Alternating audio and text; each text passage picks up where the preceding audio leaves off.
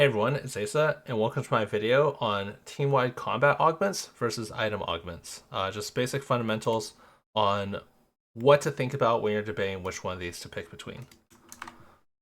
So I guess I'll use gold augments as a baseline. You can use silver or prismatic. Basically, if you just look at the item components, it gives you a decent idea of how much each one's worth. So silver item grab bag gives you about 2 components. Gold big grab bag gives about 3. Prismatic buried treasures gives about 6. There's other stuff like belt overflow, which only gives 5, but then gives you an extra bonus. Um, the team-wide combats scale very similarly, where basically the prismatic's worth about double what the gold is. The gold is worth about 50% more than what the silver is. So team-wide combats tend to give values that are a lot less than items. There's a really good reason for this, which is basically that they allow you to break the cap that you can get without augments. Because normally by the end of the game, let's say you have an Ashe 2 as your carry, you have 3 items on her, you have your power up on her, you're playing duelists. The only way you can make your Ashe stronger on top of that is generally with team-wide combat augments. So to compensate for this, they have to be weaker than item augments until you get those 3 items on. So if we look at something like Best Friends, for example, uh, this gives 1.5 bows and 1 chain vest to your entire team. So basically 2.5 components you can kind of think of. A full item generally is worth about 7 components. You can kind of compare Death Cap, which is worth about 7 rods. Deathblade is worth about 7 swords. Warmogs, uh, pretty similar. It's worth about 7 belts. It can be a bit more or less depending on how much HP your unit has. But basically, when you take an augment like Best Friends 2, it's worth about 1/3 of an item on your entire team. If we look at something like Best Friends 1, it's worth about 1/4 of an item on your entire team. So if we look at the early game, where we only have 4 units, 1/4 of an item on our entire team, you might think that's about equal to 1 item, but it's actually a lot less because of multiplicative scaling. We're going to have components we start the game with, we have a power up, and most importantly, we probably have one unit that is a 2-star, while most of our board is 1-star. And we're putting support units to activate synergies for our upgraded unit. So while Best Friends kind of makes our entire team a little bit better, having something like item grab bag, basically having an extra item, is actually worth quite a lot more because we can use that on our 2-star unit. We scale it with our other items and our power up. So early game, an item is worth a lot more than a team-wide combat augment.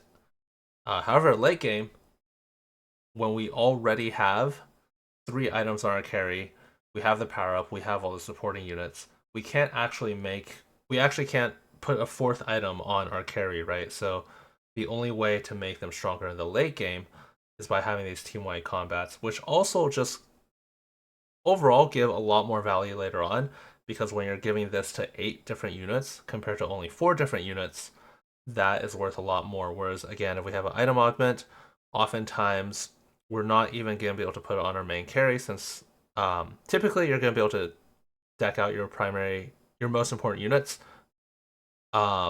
without item augments. By stage 5-1, you get a minimum of 7 full items, no matter what, every single game. Sometimes you'll get more.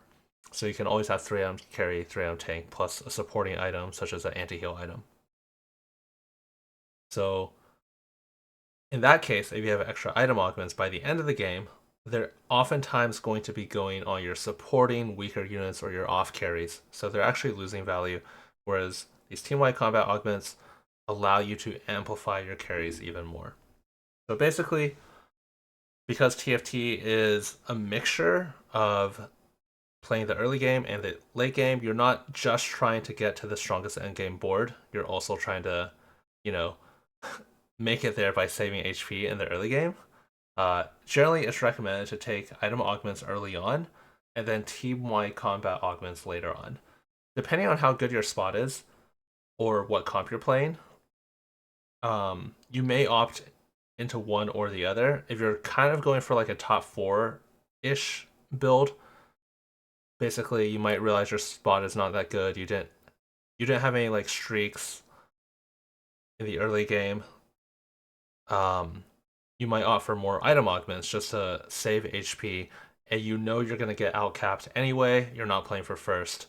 But if you're in a really good spot, you're high rolling, you're hitting a lot of natural upgrades, you have a lot of gold from win streaking, you may opt to skip item augments in order to get those team-wide combat augments because at the end of the day, when it comes to first place versus second place, it's very, very frequently decided by who has better team-wide combats because um, especially if you're both playing the same comp, if we each have an Ash 2, a Set 2, we're each playing like Juggernaut Ash, we both have Ash 2, we both have Set 2, um, we both have the same items, we both have the same power ups.